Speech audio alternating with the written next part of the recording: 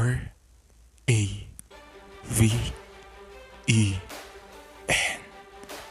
Raven. Ibong kakintaban.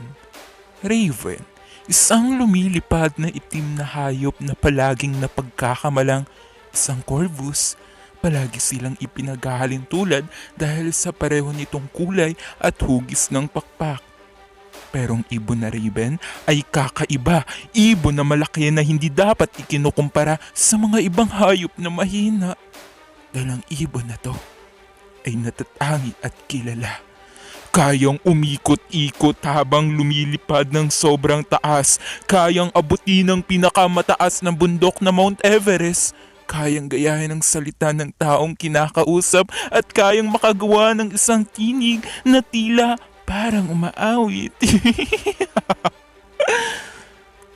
Kaya rin ng nilalang na ito na makilalang mukha ng mga tao dahil marami itong nababasang mga libro. Kayang gumawa ng maagang pagpaplano upang mayroong may handa sa panahon ng pagluluto. Sagutan ng mga palaisipan, kaya niya yan. Gamitin ng patpat upang may mailagay sa tiyan, kayang-kaya niya yan. Ibong katakawan sa kagalingan, ibong katakawan sa kakintaban.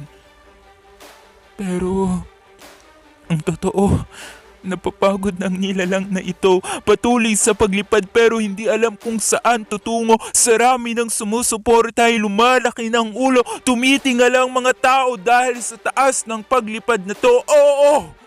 Sa taas ang ibon na to. Kitang-kita na maliliit lamang kayo. Pero minsan, ang tiyan nito'y kumukulo. Kailangan ng puso at laman ng tao. Kaya bumabagsak ng hina. Lalo na kapag may nakitang pagkain sa lupa. Gusto niyang bumaba pero nangangamba na baka kapag umapak sa lupa ay bumalik ang pag-iisip ng tao na siya ay sumpa. Sa taas ng paglipad, ang mga pakpak ay naglalagas. Kapag binabahanto ka, ang ibon na to ay muling magiging kawawa. Pero nais na muling makasama ang mga kalahi niyang sumuporta